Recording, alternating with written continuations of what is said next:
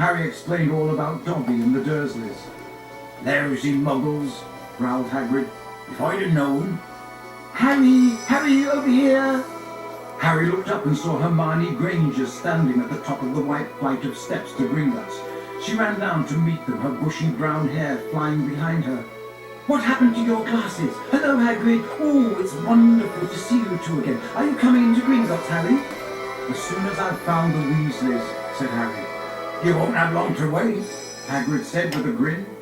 Harry and Hermione looked around. Sprinting up the crowded street were Ron, Fred, George, Percy, and Mr. Weasley. "Harry," Mr. Weasley panted, "we hoped you'd only gone one break too far." He mopped his glistening bald patch. "Molly's frantic. She's coming now." "Where did you come out?" Ron asked. "Nocturne Alley," said Hagrid grimly. "Excellent," said Fred and George together. "We've never been allowed in," said Ron enviously. "I should really well think not," growled Hagrid. Mrs. Weasley now came galloping into view, her handbag swinging wildly in one hand, Ginny just clinging onto the other. "Oh, Harry, oh, my dear, you could have been anywhere." Gasping for breath, she pulled a large clothes brush out of her bag and began sweeping off the soot Hagrid hadn't managed to beat away. Mr. Weasley took Harry's glasses, gave them a tap of his wand, and returned them good as new. "Well, gotta be off," said Hagrid, who was having his hand wrung by Mrs. Weasley. "Nocturne Harry, if you hadn't found him, Harry. See you at Hogwarts." And he strode away, head and shoulders taller than anyone else in the packed street. "Guess who I saw in Borgin and Burke's?" Harry asked Ron and Hermione as they climbed the Gringotts steps. "Malfoy and his father." "Did Lucius Malfoy buy anything?" said Mr. Weasley sharply behind them. "No, he was selling." "So he's worried," said Mr. Weasley with grim satisfaction. "Oh, I'd love to get Lucius Malfoy for something." "You be careful, Arthur," said Mrs. Weasley sharply as they were bowed into the bank by a goblin at the door. "That family's trouble. Don't go biting off more than you can chew." "So you don't think I'm a match for Lucius Malfoy?" said Mr. Weasley indignantly. But he was distracted almost at once by the sight of Hermione's parents, who were standing nervously at the counter that ran all along the great marble hall, waiting for Hermione to introduce them. "But you're muggles," said Mr. Weasley delightedly. "We must have a drink. What's that you've got there? Oh, you're changing muggle money. Molly, look!" He pointed excitedly at the £10 notes in Mr. Granger's hand. "Meet you back here," Ron said to Hermione, as the Weasleys and Harry were led off to their underground vaults by another Gringotts goblin. The vaults were reached by means of small, goblin-driven carts that sped along miniature train tracks through the bank's underground tunnels. Harry enjoyed the breakneck journey down to the Weasleys' vault, but felt dreadful, far worse than he had in Nocturne Alley when it was opened. There was a very small pile of silver sickles inside, and just one gold galleon. Mrs. Weasley felt right into the corners before sweeping the whole lot into her bag.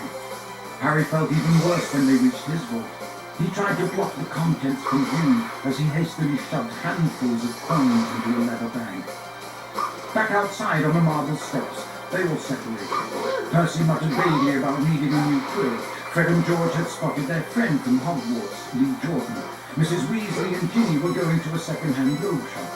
Mr. Weasley was insisting on taking the Grangers off to the Leafy Cauldron for a drink. "We'll all meet at Flourish and Blott's in an hour to buy your school books," said Mrs. Weasley, setting off with Ginny. "And not one step down Nocturne Alley," she shouted at the twins retreating back. Harry, Ron and Hermione strolled up along the winding cobbled street. The bag of gold, silver and bronze, jangling cheerfully in Harry's pocket, was clamouring to be spent. So he bought 3 large strawberry and peanut butter ice creams, which they slurped happily as they wandered up the alley, examining the fascinating shop windows. Ron gazed longingly at a full set of Chudley cannon robes in the windows of quality critics' supplies until Hermione dragged them off to buy ink and parchment next door. In Gamble and Jake's wizarding joke shop, they met Fred, George and Lee Jordan, who were stocking up on Dr. Filibuster's fabulous wet start, no-heat fireworks. And in a tiny junk shop full of broken ones, lopsided brass scales, and old cloaks covered in potion stains, they found Percy deeply immersed in a small and deeply boring book called Prefects Who Gained Power. A study of Hogwarts prefects and their later careers. Ron read aloud off the back cover. That sounds fascinating. Go away, Percy snapped. Of course, he's very ambitious, Percy. He's got it all planned out. He wants to be Minister of Magic. Ron told Harry and Hermione in an undertone as they left Percy to it. An hour later, they headed for Flourish and Blocks.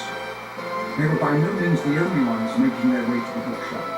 As they approached it, they saw, to their surprise, a large crowd jostling outside the doors, trying to get in.